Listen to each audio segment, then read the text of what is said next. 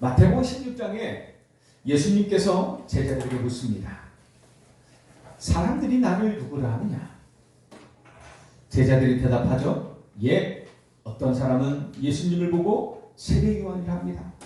어떤 사람은 엘리야 같다고 합니다. 어떤 사람은 예수님을 보고 예레미야나 선지자 중에 하나라 합니다. 이게 예수님을 믿는다고 하는 많은 사람들의 생각입니다. 그리고 지금도 마찬가지예요. 예수님을 믿는 많은 교회와 사람들의 생각과 신앙의 색깔이 바로 이런 것들이 너무 많아요. 세례 요한은 어떤 색입니까? 정의, 사회운동을 부르짖고 노동운동을 부르짖고 교회가 야 교회에서 사회 정의를 말해야 되지 않냐? 지금 정치가 이런 엉망인데 교회에서 정치색을 좀 띄고 사회 정의를 말하고 야 노동자들 힘들지 않냐? 노동운동 좀 하고 막 그래야 되지 않냐? 이런 세례 요한 같은 그리고 어떻게 해요? 청빈의 삶이 필요하지 않냐? 고무신 신고 다니고 자전거 타고 다니고 그래야 되지 않냐? 이게 예전에 이런 청빈의 삶을 많은 사람들이 교회를 또 예수님을 또 예수님의 삶 그렇게 보는 거죠. 그리고 어떤 사람은 엘리야라고 합니다. 엘리야는 누구예요? 신비 대표 아닙니까?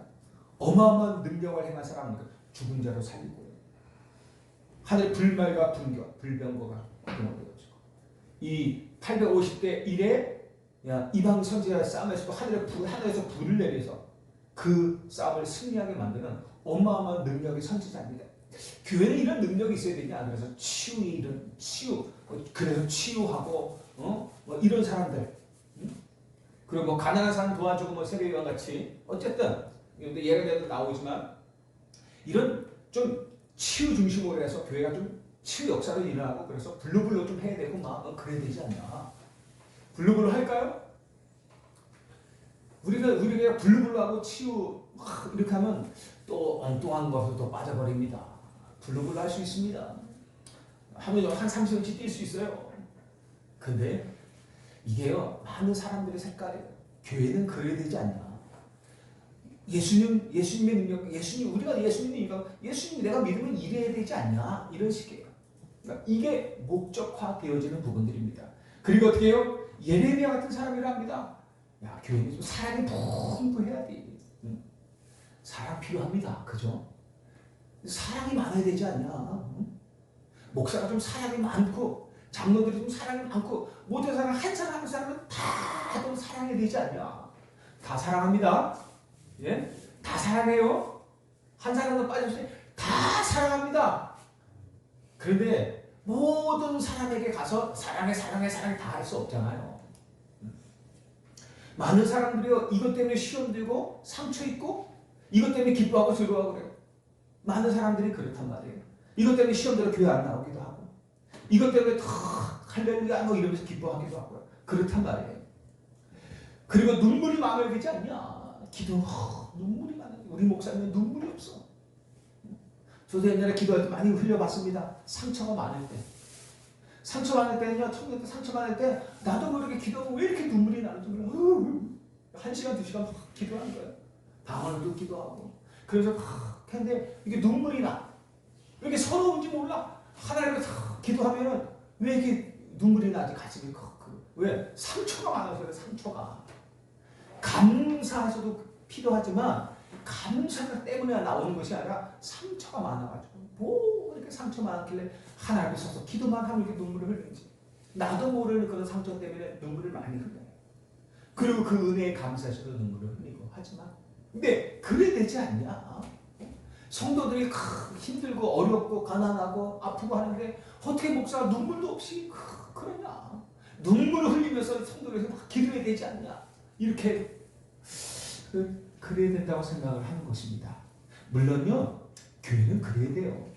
중요한 건 그런 면들이 있는 것입니다. 우리 신앙이 그런 것들도 있는 것입니다. 근데 이게 주거되면 안 되죠. 뭐 24시 눈물만 흘리고 다닐 거예요? 24시 불러불러 하고 다닐 거예요? 아니잖아요. 이게요, 많은 사람들이 생각하는 신앙의 색깔입니다. 가지고 있는 싱하는 색깔이라고 생각해요. 가지고 있어요.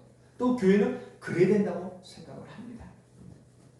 그때 예수님께서 제자들에게 다시 물어요. 그럼 너희는 나를 누구라 하느냐? 그때 베드로가 대답하죠. 주는 그리스도시여 살아계신 하나님의 아들이십니다. 사탄에게 속아서 하나님을 불신하여 범죄하고 하나님을 떠나 불행과 저주 가운데 빠진 인간을 구원하시려고, 그 구원하시기 위해 우리 하나님께서 보내주시겠다고 약속하신 창세기 3장 15절의 그 여자의 후손, 그 메시아, 그분이 바로 당신이십니다. 우리 이스라엘 백성들이 수천 년 동안 기다려왔던 그 메시아, 죄와 사탄과 지옥의 권세에서 우리를, 그 저주의 운명에서 우리를 건져내실, 그 저주와 재앙에서 우리를 건져내실 하나님이 약속하신 그 메시아, 그분이 바로 당신이십니다. 이 고백을 하는 거예요. 이때 예수님이 베드로를 바라보고 아주 기뻐하시면서 선포를 하죠. 바요나 시몬아, 내가 복이 있도다. 이를 알게 한 이는 혈육이 아니다. 이거는 사람으로 절대 알 수 없는 것이다. 하늘에 계신 내 아버지가 너에게 알려주신 것이다. 그러면서요, 이 반석, 너는 베드로라. 내가 이 반석에 내 교회를 세우리니. 하나님이 세우신 교회는 무너지지 않습니다. 하나님이 세우신 교회는 절대 흔들리지 않습니다. 여러분이 정말 주는 그리스도시요 살아계신 하나님의 아들이신가 정말 믿는다면 그 신앙은 절대 무너지지 않습니다. 절대 실패하지 않습니다. 왜 흔들리느냐? 주는 그리스도시요 살아계신 하나님의 아들이심이 분명하게 반석에 서지 않기 때문에 그렇습니다. 이 반석에 서버리면 절대로 흔들리지 않습니다. 내가 천국 음부의 권세가 이기지 못한다라고 말해요. 이 신앙 고백, 누가 감히 음부의 권세가 건듭니까? 하나님이 세우신 교회를, 하나님이 세우신 성전을, 하나님이 함께 하시는 주의 성도들, 누가 감히 주는 그리스도시요 살아계신 하나님의 아들이심을 고백하는, 확신하는 주의 성도들을 누가 감히 흑암의 권세가 건듭니까? 말도 안 되는 일이죠. 내가 천국 열쇠를 내게 주리니 내가 땅에서 무엇이든지 매면 하늘에서도 매일 것이요 내가 땅에서 무엇이든지 풀면 하늘에서도 풀리리라 하십니다. 예수 그리스도, 그분이 천국 열쇠예요. 그분의 이름으로 우리가 기도할 때 이 땅에서 또 하늘에서 매면 매이고 풀면 풀리리라 말씀하시는 것입니다. 이게 하나님께서 우리에게 주신 축복이에요. 이게 복음의 능력이에요. 이게 복음 안에 있는 축복이고 복음의 능력이란 말이에요. 이 예수 그리스도의 이름이, 이 복음이 들어가는 나라와 가문마다, 개인마다 살아나버렸어요. 아시죠? 흑암이 무너지고 저주와 재앙의 운명에서 완전히 해방되는 것입니다. 그리스도의 복음의 능력이에요. 우리나라가요, 수백 수천 년 동안 여러분들 아시잖아요. 미신 섬기고 우상 섬기고 무속신앙 늘 그 속에 살아왔잖아요. 네? 우리나라 신화가 뭐예요? 건국 신화가 뭡니까? 우리나라 당군 신화인데 뭐가 됐어요? 곰하고 호랑이 나오잖아요. 그죠? 이게 우리나라의 정체성이에요. 여태까지 우리나라 이 민족이 믿어왔던 정체성이란 말이에요. 곰이, 호랑이가 신이 아신, 그 호랑이에서 그 곰이 변해가지고 며칠 동안 그 쑥을 먹었다 그래요? 100일인가요? 호랑이 못 견디게 튀어나오고 곰은 견뎌서 나왔다잖아요. 그게 사람이 돼가지고, 그죠? 그 누구와 결혼했습니까? 환웅가요? 환웅과 결혼해가지고 당군을 낳았다 그러잖아요. 이게 우리나라 무속신앙이라니까요. 우리나라 신앙이에요. 우리나라 정체성이에요. 이게 세워진 건국 정체성. 완전 무속이에요. 완전 이래요. 그러니까 완전 사탄에게 속아 살아가는 거예요. 그러니까 동물들을 섬기고 하잖아요. 아니, 동물들은 우리가 정복하고 다스리는 거예요. 먹으라고 준 거예요. 하나님께서. 왜? 우리 저 노아 시대 없을 때 고기밖에 먹을 게 없었어요. 곡식이 없으니까 마음껏 먹어라. 그리고 준 거란 말이에요. 어쨌든 우리 수백 수천 년 동안 미신 섬기고 우상 숭배하는 가운데 끊임없이 전쟁이 일어나잖아요. 저주제약이 계속 일어났어요. 끊임없이 전쟁이 1000번이 넘는 전쟁이 일어나잖아요. 거의 1000여 번. 이게 어마어마한 겁니다. 내부적으로도 전쟁이 계속 일어나고요. 외부적인 침략도 엄청나고요. 거의 1000여 번이 넘는 전쟁 속에서 늘 살아왔어요.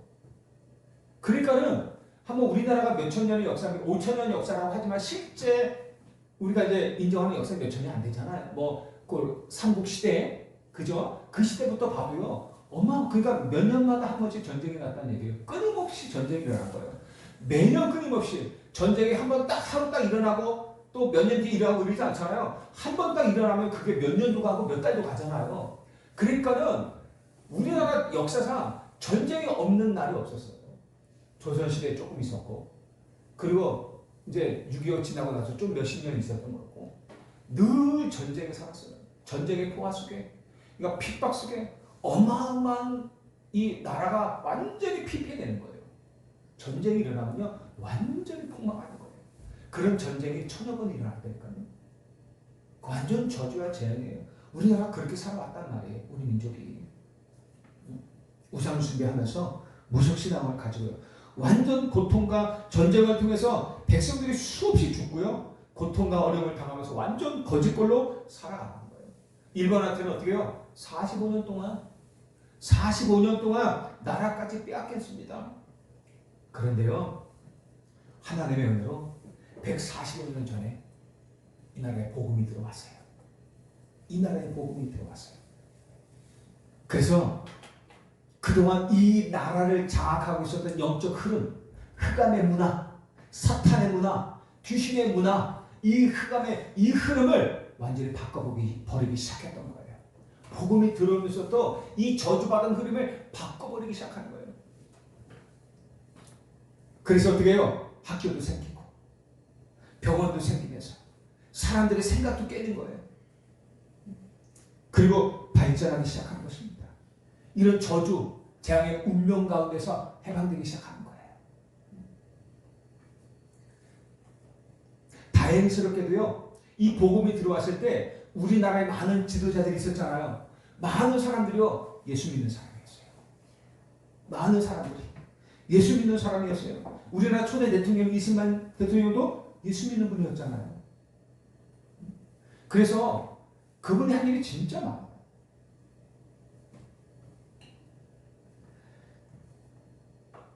이후에 또다시 6.25가 일어났잖아요. 그런데요, 온 나라가 이것으로 파괴되어지고요, 어려움에 빠졌는데도 불구하고 그 어려움 속에서 몇십 년 만에 그 어려움을 딛고 완전 선진국으로 우리나라가 전 세계 10대 강대국으로 바뀌어버리는 일이 벌어진단 말이에요. 아니, 우리나라가 인구가 5천만입니다. 우리나라 땅덩어리가 조망만해요. 조망만해. 자원 없어요. 우리나라는 수출을 먹고 사는 나라 아닙니까? 아무것도 없어요, 우리나라는. 그런데도요, 하나님이 이 나라를 축복하신 거예요. 언제부터요? 복음이 들어오부터. 하나님 은혜로 복음을 주시고 그때부터 이런 흑암의 흐름들이 확 바뀌기 시작하는 거예요. 그래서 이 나라가 발전하기 시작하는 거예요. 그래서 지금 140년 만에 완전 세계 선진국이 됐잖아요. 세계에서도 부러워하는 민족이 됐잖아요. 나라가 됐잖아요. 오고 싶어하는 나라. 우리나라 시민권을 얼마나 많이 따기를 원하는지 아십니까? 우리나라가 예전에 저 청년 때였는데요, 미국 시민권을 얼마나 따기를 원했는데요. 미국 비자 하나 내기도 힘들었잖아요. 미국 시민권 가지고 있다고 되게 부러워해요. 근데요, 지금은요, 한국 시민권을 부러워해요. 한국 시민권을 따기 위해서 많은 사람들이 눈을 불을 켜고 공부를 해요.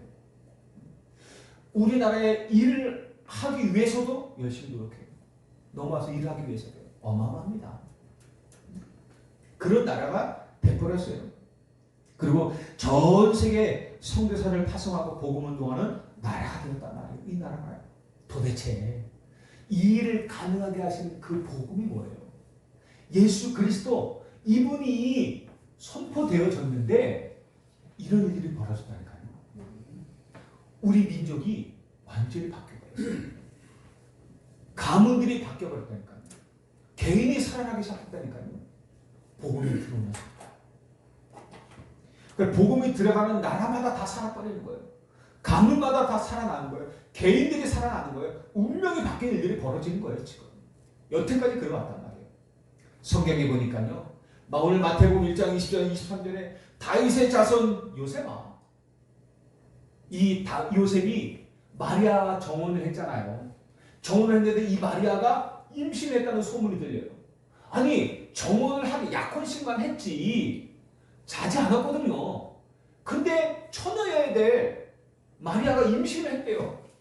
심각한 문제 아닙니까? 돌로 쳐맞아 죽을 일이란 말입니다. 화형당할 일이에요. 그때 당시 돌로 쳐 죽였잖아요. 이런 이름이 있을 때 막 사람들 모여서 광장에서 돌로 쳐 죽였단 말이에요. 그렇게 스데반이 죽었고요. 그렇게 바울이 또 죽음의 위협까지 갔었고요. 그런 상황이에요. 그런데요, 이 요셉은 나름대로 전자면 사람이야. 착한 사람이야. 깊은 사람이야. 조용히 마리아와 혼인을 끊으려고 파혼하려고 생각하고 있는데 아무 문제 없이 한데 주의 천사가 나타나서 말하는 겁니다. 요셉아, 네 아내 데려오기를 무서워하지 말라. 그에게 잉태된 자는 성령으로 된 것이라. 아들을 낳으리니 이름을 예수라 하라. 이는 그가 자기 백성을 그들의 죄에서 구원할 자이심이라 하느라. 그러면서 뭐라 그래요? 이 모든 일이 된 것은 주께서 선지자로 하신 말씀을 이루려 하심이라. 선지자를 통해 얘기한 것을 성취하기 위해서다. 그러면서 뭐라 그래요? 이르시되 보라 처녀가 잉태하여 아들을 낳을 것이요 그의 이름은 임마누엘이라 하리라 하셨으니 이를 번역한즉 하나님이 우리와 함께 계시다 함이라 말씀합니다. 창세기 3장 15절 약속하시던 그 여자의 후손으로 보내실 메시아. 이사야 7장 14절 그 메시아가 임마누엘 하나님이 우리에게 오실 것이라 하신 거예요. 그 임마누엘도 오실 텐데 하나님이 우리와 함께하기 위해서 보내시겠다고 약속하신 그분이 오셨다는 거예요. 그분이 마리아의 몸에 성령으로 잉태되었다는 거예요. 그분이 나실 건데 그분의 이름은 뭐라고 그래요? 예수라 라고 말하는 거예요. 이 어마어마한 역사, 기적 같은 일이 아니겠습니까?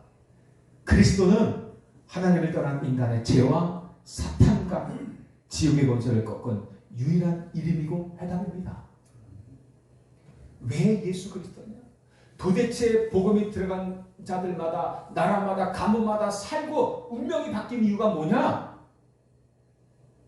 모든 죄와 사탄과 지옥 권세를 꺾은 유일한 이름이에요. 해답입니다. 우리 인생의 해답이에요. 하나님이 우리에게 주시는 구원의 유일한 길이고 유일한 진리며 유일한 생명이십니다. 이분이 복음의 능력이에요. 초대교회 성도들을 제일로 핍박했던 사람이 누구예요? 핍박의 대표자가 누구예요? 사울이었어요. 그 사울이 예수 믿는 사람들을 잡으러 가다가 다메섹 도상에서 길을 가다가 다메섹에 가는 도중에 예수 그리스도를 비추고 만나요. 비추고 임하신 예수 그리스도를 만나고는 완전히 전도적으로 바뀌는 일도 벌어질 것입니다. 당시요 로마가 세계 최강대국이었거든요. 전 세계를 아울렀어요. 그 로마가 250년 동안 예수 믿는 사람들을 핍박하고 죽이고 그랬는데요. 이들은 오히려 순교당하는 것을 너무 기뻐했어요. 그 예수 그리스도의 이름으로 순교당하는 것, 핍박받는 것을 오히려 기뻐했단 말이에요. 왜? 말씀하신 대로 되는 거거든요. 그런데요. 그 순교의 피로 인한 역사는 로마 구석구석 복음의 확산으로 나타나기 시작해요. 나중에 로마 황제가 주변을 돌아보니까 자기 빼놓고 주변 사람들이 다 예수 믿는 사람들이야. 자기 가족이 집에 가보니까 자기 어머니부터 자기 아들이, 자기 아내가 예수 믿는 사람이야. 신하를 불렀더니 신하가 예수 믿는 사람이 돼버린 거야. 그러니 어떻게 해요? 선포하지 않을 수 없는 거예요. 우리 이 기독교를 선포하지 않을 수밖에 없고, 않을 수 없고, 그 복음 앞에 무릎 꿇지 않을 수 없게 된 거예요. 이 순교의 역사가 엄청납니다. 그러니까 결국 250년 만에 로마가 복음 앞에 완전히 무릎 꿇게 되어진 거예요. 313년. 도대체 그리스도가 누굽니까? 어마어마한 핍박자 사울을 누가 핍박자 사울이 바뀔 줄 알았습니까? 이건 어마어마한 기적 같은 일이 절대 있어서는 안 될 일입니다. 그런 엄청난 핍박자 사울이 바뀌어서 전도자가 됐단 말이에요. 예수를 만났는데 어마어마한 그 로마가 250년 만에 무릎을 꿇었어요. 복음 앞에. 그 복음이 어떤 복음이냐 이거죠. 아무 성경 말고도요. 저를 돌아봐도 그래요. 제가 처음 예수님을 만날 때는요. 아무 소망이 없던 사람이었거든요. 소망이 뭔지도 몰랐어요. 행복이 뭔지도 몰랐고 미래가 뭔지도 몰랐고 그냥 아무 생각 없이 오늘을 그냥 살아있기 때문에 살았던 사람이란 말이에요. 그런데요. 정말로 내가 지금 생각해봐도 그래요. 사회에 전혀 도움이 안 되는 인형인간 아시죠? 전혀 도움이 안 되는, 있으나 마나 아니면 없어져도 아무 상관 없는 그런 인형인간 같은 나의 모습이었거든요. 그런데요, 하나님이 그런 과거의 나를 변화시켰어요. 그런 과거의 내게 복음을 주셨어요. 은혜로 구원의 축복을 주셨어요. 그때부터요, 제가 바뀌기 시작한 거예요. 제 친구들조차도 나는 안 돼. 저를 보면서 안 돼 라고 했었거든요. 그런데요, 그런 친구들이 놀랄 정도로 제가 바뀌어버렸어요.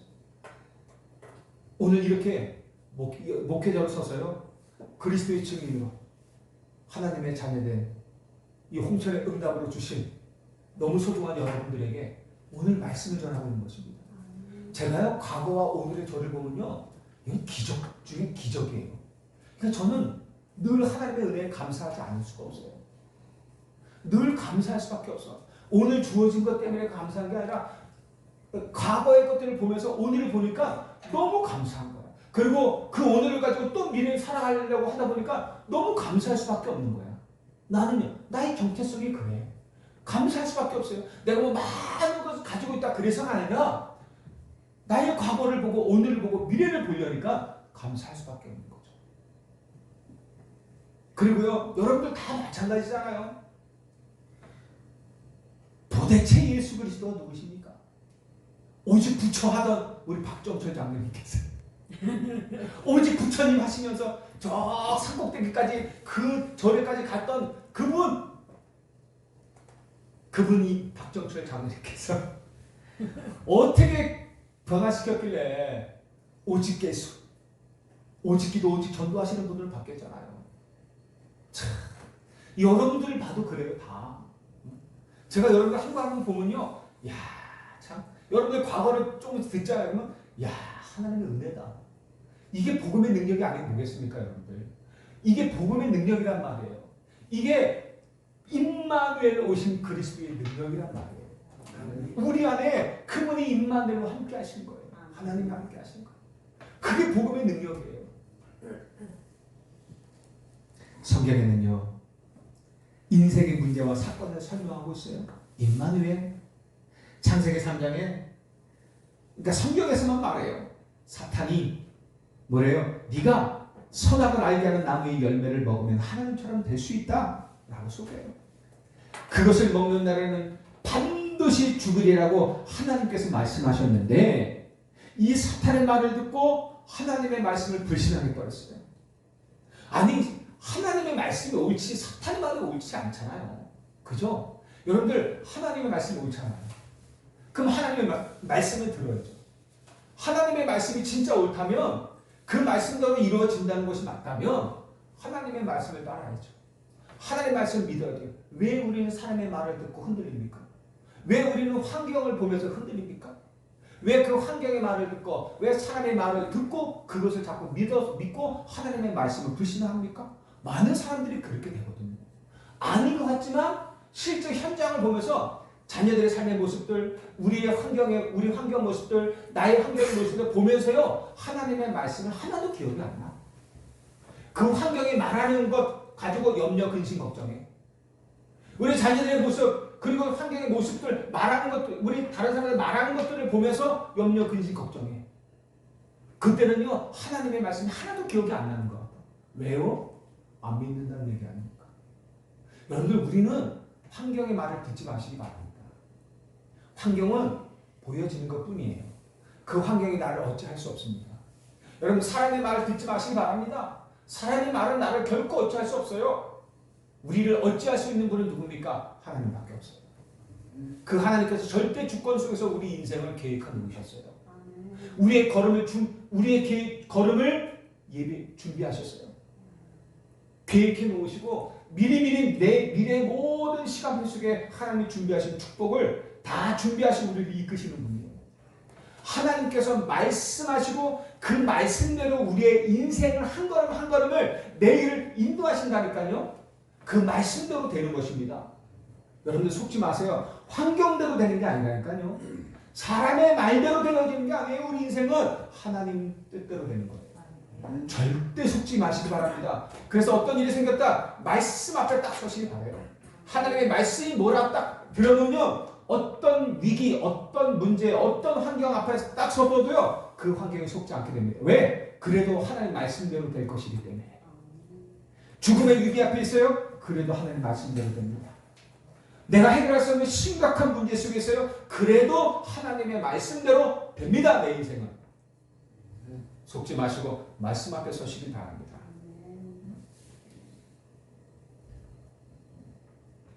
너무 중요해요. 이 사탄에게 속아서요, 사단의 말에 속아서 하나님의 말씀을 불신하겠어요. 그리고 그 열매를 따먹었어요. 죽는다는데 따먹어버린 거예요. 그리고 범죄했단 말이에요. 그래서 이 사탄이 인간을 불행과 말씀대로, 그리고 고통과 저주와 재앙, 이 사망의 고통 가운데 완전히 함정에 빠뜨려 버렸어요. 그리고 마귀의 자녀라는 운명 가운데 살아가게 만든 것입니다. 한번 속으면요, 이렇게 되어져요. 여러분들, 속으면 그냥 한번 속았다 이런 개념이 아닙니다. 속으면요, 우리 인생이 바뀌는 일들이 벌어져요. 운명이 바뀌어요. 절대 속지 마시고 하나님의 말씀만 믿고 따라가시길 바랍니다. 창세기 6장에요, 하나님을 떠난 인간이 행복하게 살 줄 알았어요. 그런데 오히려 이 사탄이 세상의 문화를 다 장악하고는 귀신 문화로 바꿔버렸어요. 흑암 문화로 바꿔버렸어요. 우상 문화로 바꿔버렸어요. 지금 문화가 그러거든요. 여러분 TV 보세요. 드라마 봐보세요. 잠깐. 영화 봐보세요. 우상, 미신, 귀신 안 나오는 거 있나요? 다 나와요. 요즘 일반 드라마도요, 다 그래요. 완전히 문화 자체를 사탄이 완전히 장악해버렸어요. 뭔 시대를 만들어요? 네피림 시대를 만드는 거예요. 귀신 성기는 네피림 시대를 만들어서요, 완전히 시대를 장악하는 거예요. 그래서 어떻게 해요? 수많은 영적 문제입니다. 그래서 수많은 정신 문제를 만들어내는 거예요. 이 사탄이 그래요. 그래서 지금 시대 영적 문제, 정신 문제 심각합니다. 진짜 드러나지 않아서 그렇죠. 병원에 가지 못하는 영적 정신 문제가 있는 사람들 많아요. 병원에서도 감당 안 되는 사람들이 정말 많아요. 그래서 어떻게 해요? 개인과 가정과 사회를 다 무너뜨리고 있어요. 지금 이 사탄이 그래요. 여러분들, 왜 임마누엘인지 아십니까? 지금 왜 임마누엘인지 지금 얘기하고 있는 거예요. 왜 임마누엘 아니면 안 되는 것인지, 왜 하나님이 우리와 함께 하시는지 아니면 안 되는 것인지, 왜 예수가 그리스도인지 지금 얘기하는 거예요. 창세기 11장에 이 사탄이요, 하나님 없어도 우리가 힘을 합치면 모든 걸 할 수 있다. 없어도 돼. 믿지 않아도 돼. 우리가 힘만 합치면 다 할 수 있어. 우리가 말하는 원내스하고 좀 달라요. 그러면서 어떻게 해요? 성공할 수 있어. 하면서 이렇게 자꾸 속에, 그러면서 어떻게 해요? 하나님을 대적하는 바벨탑을 자꾸 쌓고 있습니다. 그래서 대놓고 제1의 바벨탑은 실패했지만 프리스메이슨은 제2의 바벨탑은 성공할 것이다 얘기한다고 하지 않습니까? 심각한 거예요. 사탄은요 마지막 때까지 발악해요. 하나님을 대적하는 놈이에요. 그리고 우리를 속이고 넘어뜨리는 놈이에요.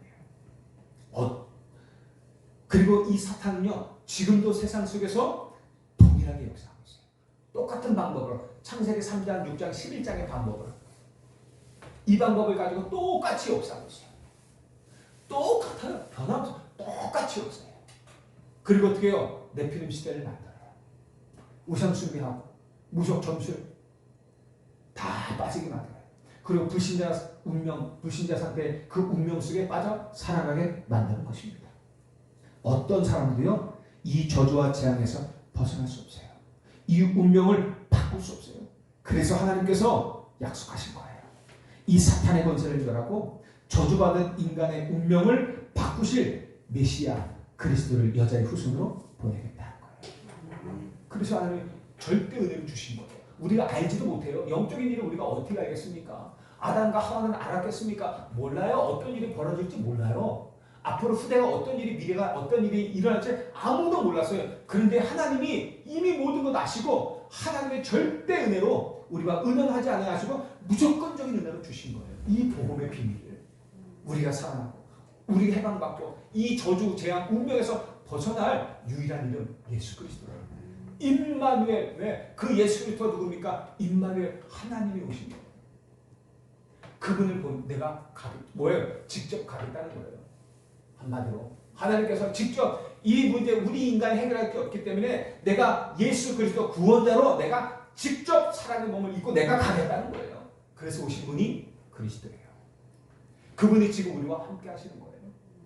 하나님이 나와 함께 하시니 우리는 모든 것을 승리할 수 있어요. 진짜 믿으면 주는 그리스도시요 살아계신 하나님의 아들이십니다. 진짜 믿으면 흔들리지 않는 거예요. 음부의 권세 이기지 못해요. 천국 열쇠. 이게 우리의 것입니다. 구약시대는요 이 메시아가 오실 것이라는 약속을 믿기만 했는데도 구원받았어요. 흑암의 권세가 결박되는 역사가 일어났단 말이에요. 그저 믿고 기도하기만 했는데 그림자만 믿고 기도했어요. 그런데도 응답받은 거예요.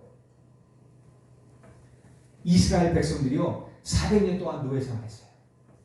어떻게 나왔습니까? 어린 양의 피 바른 날 나왔어요. 여러분들 어린 양의 피가 뭘 의미하는지 아시죠? 예수 그리스도께서 구원자 예수 그리스도께서 오셔서 메시아가 오셔서 십자가에서 우리 인간을 대신하여 대속제물이 되어 주실 것이라는 거예요. 그걸 의미하는 그걸 믿는 거예요. 그 그림자예요. 어린 양의 피 바랐다는 얘기는 미래에 일어날 그 그리스도를 믿는 거예요. 그 그리스도가 우리를 대속하실 그리스도 오실 것이다. 그것을 믿는 거예요. 그 믿음의 피를 바른 거예요. 그날 어떻게 해요? 사망이 넘어가고 400년 동안 절대 해결할 수 없었던 노예 문제가 완전히 해결되고 해방받는 일들이 벌어지는 거예요. 예수님이 오신 것도 아니고 그림자만 믿었는데 그림자만 믿고 기도했는데 이런 일들이 벌어지는 거예요. 이사야 7장 14절에 그분이 임마누엘로 오실 메시아의 약속을 믿었어요. 이스라엘 백성들이 바벨론 포로로 갔잖아요. 그런데요 임마누엘 오실 것이다. 그분이 그 약속을 이사야가 선포했거든요.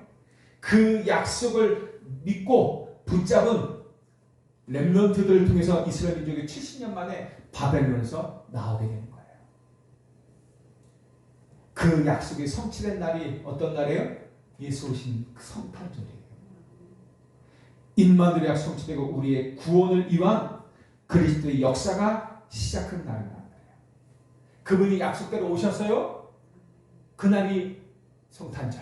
그리고 본격적인 그리스도의 직분이 즉 그리스도의 사역을 시작한 그날이 바로 태어나는 그 시작의 날이 바로 그날이란 말이에요.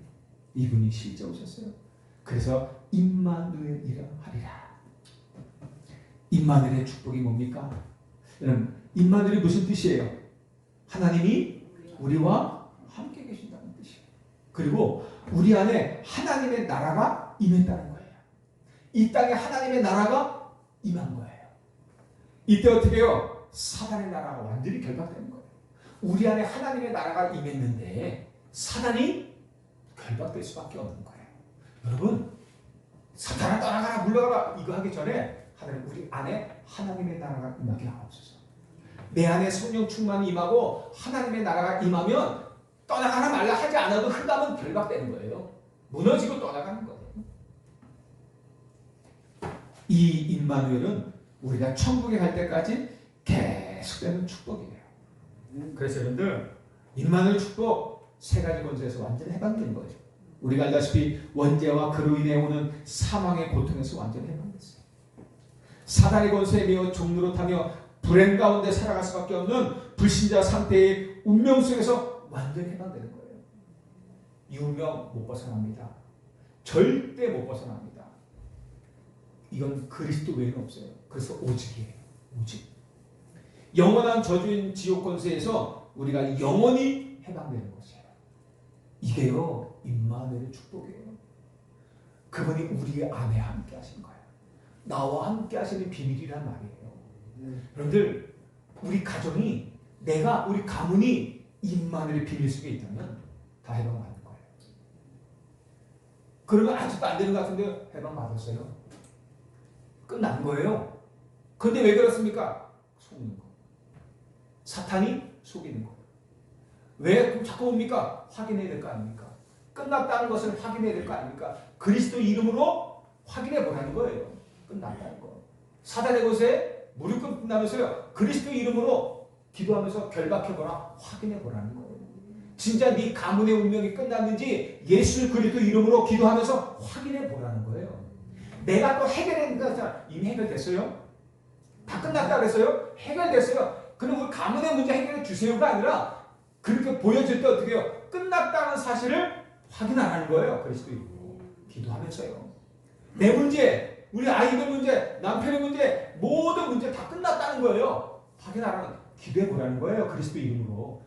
천국 열쇠라 그랬어요. 너희가 지금까지는 내 이름으로 아무것도 구하지 않았으나 이제는 구하라. 왜? 다 끝냈기 때문에. 하늘과 땅의 모든 것을 내게 있기 때문에 하나님은 나에게 다 주셨기 때문에 너희들까지 다 주셨기 때문에 기도해봐라. 내 이름으로.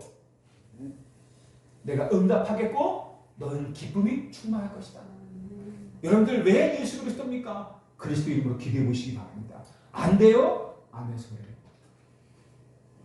한 번 기도하고 끝내지 마시고 반드시 하는 약속은 성취됩니다.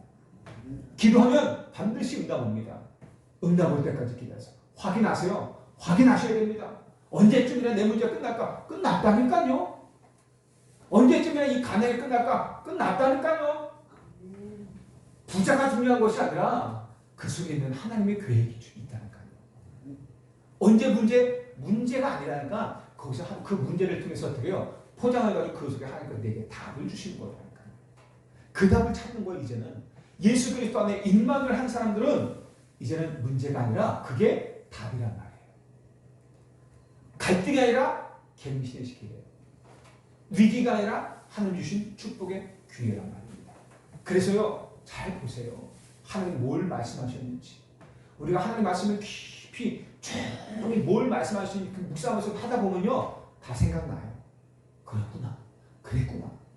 우리가 말씀을 하나하나 가만히 생각해 보시고 묵상해 보세요. 그리고 그 말씀이 나에게 편집 딱 돼버리면 그때부터요, 자꾸 생각이 나는 겁니다. 우리 끝났습니다. 확인하시기 바랍니다. 그리스도 임마누엘 보통 이름이 아닙니다. 하나님이 나와 함께 하셔요. 너무 중요해요. 임마누엘 오신 예수 그리스도. 우리가요, 정말 인생의 어려움을 당하면 가족이 나를 도울 수 없어요. 아십니까? 아시잖아요.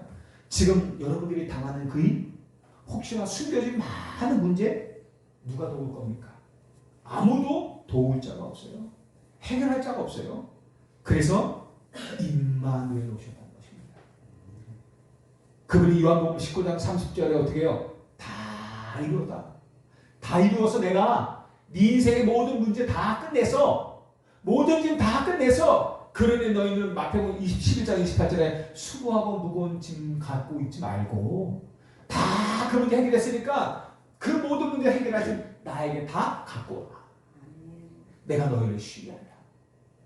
수고하고 무거운 짐진 자들아 다 내게로 오라. 내가 너희를 쉬게 하리라. 왜 그리스도가 답입니까? 그러면서 요한복음 16장 14절에 너희가 지금까지는 내 이름으로 아무것도 구하지 않았으나 구하라. 그리하면 받으리니 너희 기쁨이 충만하리라. 이게 하나님께서 우리에게 주신 약속입니다. 한번 이번 한 주간 임마누엘 축복 한번 누려보시기 바랍니다. 복음의 축복, 실제 그 권세, 그 능력을 우리가 실제로 현장에서 좀 확인하고 체험해야 되지 않겠습니까?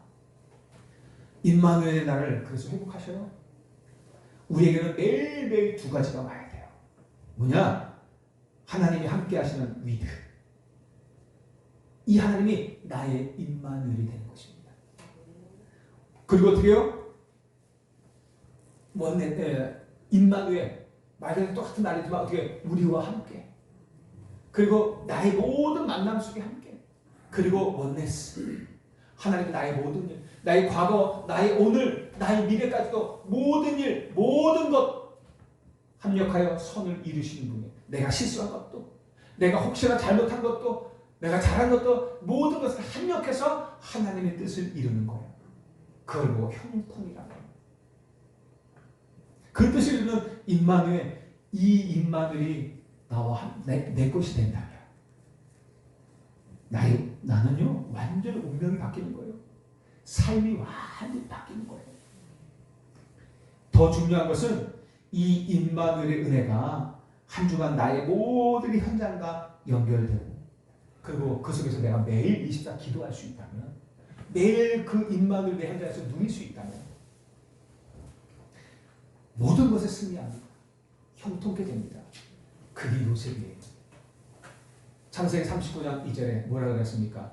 여호와께서 요셉과 함께 하시고 그가 형통한 자가 되었더라. 이게 여러분들 삶 속에서 정말 응답받아야 될 부분. 우리가 진짜 응답받아야 될 것들은 문제 해결이 아닙니까? 우리가 응답받아야 될 것들은 뭐 이거 해주세요. 그거 아니에요. 우리가 응답받아야 될 것은 임마누엘. 하나님 나와 함께 하시는 일. 나의 모든 만남과 우리와 함께 하시는 임마누엘. 그리고 어떻게 나의 모든 것 합력하여 성해 주시는 원네스의 축복이에요. 그 안에 다 있다니까요. 여러분들 그리스도는 모든 것이라고 했어요. 그죠? 그리스도는 다예요. 그분 안에는 충분해. 그 한 분 하는 분만 모든 것이에요. 그분 안에 모든 것 다 있어요. 그분으로 만족하는 거예요. 왜? 그분 안에 모든 걸 있기 때문에. 그분 안에 하나뿐만 안으로 충분해요. 우리가 구하는 모든 것들이 그 안에 다 있어요. 왜? 충분이었거든요. 그분이 하늘 곳간을 여는 분이에요. 그래서 그분 한 분만 우리 안에 임마누엘 응답이 되어진다면 내일 그럼 다 끝나는 거예요. 늘 승리하는 겁니다. 그러면 일곱 망대가 내 안에 다 세워져요. 나를 살리고 모두를 살리는 절대 무너지지 않는 망대가 세워지게 됩니다. 성삼위 하나님이 말씀으로 구원으로 능력으로 내 안에서 역사하시게 돼요. 그때부터요. 내가 하는 역사하는 게 아니에요. 이게 24 되어지는데 임마누엘 누리는데 나도 알지 못하는 그냥 걸어가고 있는데 그냥 살아가고 있는데 내가 그곳에 있는데 성삼위 하나님의 역사는 쉴 수 없이 움직이고 있단 말이에요. 시공간을 초월하는 보좌의 능력이 시공간을 초월해서 보좌의 능력이 주의 사자들이 주의 천군과 천사들이 동원되어지는 거예요. 나의 모든 것들을 다 살려내는 거예요. 2, 3주 살린 능력으로 역사하시는 거예요. 내가 기도하고 안 하고 상관없이 이때부터는요 역사하시는 거예요. 시공간 초월하는 보좌의 능력이 그렇게 역사하는 거예요. 2, 3주 살린 능력으로. 나의 오늘, 나의 미래, 나의 과거, 오늘, 미래, 나의 3시대가 다 살아나게 됩니다. 여러분 과거는 상처가 아니에요. 과거는 발판되어지게 됩니다. 이때부터요. 상처에 빠져서 힘없이 사탄의 종로로 타며 살던 나의 과거가 오늘을 누리는 발판이 되게 됩니다. 그때부터는. 그리고 과거가 다 감사하게 돼요. 감사가 되는 것입니다. 과거가 그냥 치유만 되고 끝 이게 아니라 치유돼서 끝 이게 아니라 과거가 도리어 감사할 것이 된다니까요. 발판되어 과거에 있었던 그 일이 발판이 되고 감사하다. 이렇게 바뀌어지는 것이에요. 그 일을 주신 게 감사한 게 아니라 그것이 발판되게 하신 것. 이 오늘의 승리 되게 하신 그것 때문에 감사하게 되어진 것이죠. 그리고 나의 오늘은 내가 모든 만나는 만남, 사건 모든 일은 다 하나님의 뜻을 이루는 응답이 돼요. 나의 오늘은 하나님의 또 시간표가 됩니다. 나의 미래는 보좌의 축복 속에서 증인의 축복을 누리게 될 것입니다. 그렇게 되어 내가 그렇게 될 것이가 아니라 그렇게 되게 되어졌습니다. 임마누엘. 그러니까 이거 하게 해주세요 이게 아니라 가장 중요한 임마누엘 이스라엘부터 모든 것이 시작된다니까요. 이 임마누엘을 누리면서부터 모든 것이 시작되는 거예요. 그러면 이런 일들이 벌어지는 거예요. 하나님이 주시는 오력으로 내게 역사하시게 되어 있어요. 오력이 일어나요. 여러분들 영역, 지력, 체력, 경제력, 인력 이게 응답돼야 된단 말이에요. 내가 응답해 주시라고 하지 않아도 자연스럽게 응답이 일어나요. 그래서 우리가 이것만 계속 기도하잖아요. 그죠? 하는데 중요한 거는 이런 일들이 벌어진다. 이거 어디에 안 써요? 성령 충만 아니었어요. 성령 충만 뭡니까? 임마누엘 아닙니까? 하나님이 지금 하늘에 걷는 나와 함께 하시는 거고 성령 충만해요.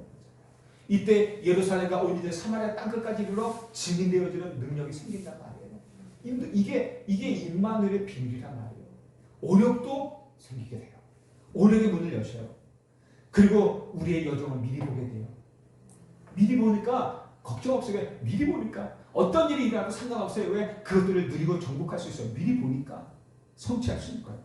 내 안에 237 치유 서밋을 위한 세 가지들이 딱 세워지게 됩니다. 이방인의 뜰, 237 살려. 그리고 치유와 기도의 뜰, 우리 렘넌트를 서밋으로 세울 아이들의 뜰이 딱 만들어지게 되는 것입니다. 결론은요. 여러분들 이 언약 붙잡고 우리가 이번 한 주간 뭐하냐? 3집중 하시기 바랍니다. 3집중. 아침에 눈 딱 뜨면은 뭐하냐? 여러분들 개인이 먼저 힘을 얻어야 돼요. 내가 먼저 힘을 얻어도 이거 놓고 계속 기도한 것입니다. 그래서 힘을 얻고 현장에 나가야 됩니다. 힘을 얻고 산업을 하고 힘을 얻고 직장을 하고 힘을 얻고 학업을 해야 돼요. 힘이 있어야 돼요. 그래서 눈을 뜨면 그 힘을 얻도록 우리가 마음을 읽고 기도하는 겁니다. 그리고 낮에는 모든 현장에서 모든 사람 만나면서 계속 기도하는 것입니다. 또 우리 성도들 놓고 기도하고 교회를 놓고 기도하고 내가 만나는 모든 사람을 놓고 기도하고 내가 있는 모든 현장을 놓고 기도하고 기도하는 것입니다. 하나님의 나라가 임하도록. 그리고 밤에는 어떻게 해요? 자기 전에 깊은 기도 가만히 묵상하면서 기도하면서 어떻게 해요? 하루를 정리하는 거예요. 어떻게 말씀이 성취되어졌는지 그 많은 일들이 있었는데 그 속에서 어떻게 하나님의 역사를 했는지 말씀은 어떻게 성취되었는지 말씀을 확인해 보면서 우리가 또 답을 찾고 그 말씀을 내게 정리하게 되는 거죠. 잘 안 되어질 겁니다. 그런데요 쉽지 않은 겁니다. 잘 안 되어질 것이에요. 근데 잘 안 되는 것이 실패 아닙니다. 잘 안 되어지기 때문에 도전하는 거예요. 근데 도전하다가 실패한다. 그건 실패가 아니에요. 과정이지. 실패는 내가 포기하는 것을 보고 실패가 아닌 거예요. 내가 포기했다. 실패예요. 그런데요. 내가 포기하지 않으면 실패 아닙니다. 과정일 뿐이에요. 여러분들 부도 사업하다가 부도를 몇 번 만나는 사람들 있잖아요. 그런데도 승리했잖아요. 그건 실패 아니에요. 부도 맞는 그 과정. 내가 성공하기 위한 과정일 뿐이었지 그 사람에게는 그게 실패가 아니었어요. 그러니 어떻게 포기하지 않고 계속 도전하는 거예요. 언제까지? 될 때까지. 그러니 그 사람은 우리는 언약의 여정을 보지만 그 사람은 그 성공의 여정을 미리 보는 거예요. 반드시 성공할 것이라는 확신 가지고 간 거예요. 그러니까 어떻게 해요? 오늘 일하는 과정 때문에 흔들리지 않고 무너지지 않아요. 반드시 도전하고 성공합니다. 우리는 실패가 아닙니다. 오늘 나에게 일어나는 것들은 절대 실패 아니에요. 포기하지만 마시면 실패 아닙니다. 과정일 뿐입니다. 속지 말고 포기하지 말고 조금씩 내가 할 수 있는 만큼 하나님이 내게 허락하신 것만큼 오늘을 누리면 되는 것입니다.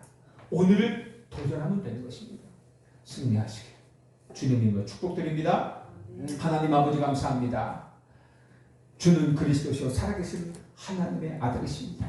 이 고백이 나의 고백되게 하시고 정말로 임마누엘 오늘도 과거도 미래까지도 이 임마누엘의 비밀을 매일 누리고 하나님 아버지 나의 것으로 늘 누리고 요셉처럼 요셉과 함께 하시는 그가 형통한 자가 되었더라 하는 그 말씀이 나의 말씀이 되는 우리 소중한 성도의 렘넌트의 말씀이 되는 축복을 허락하여 주옵소서.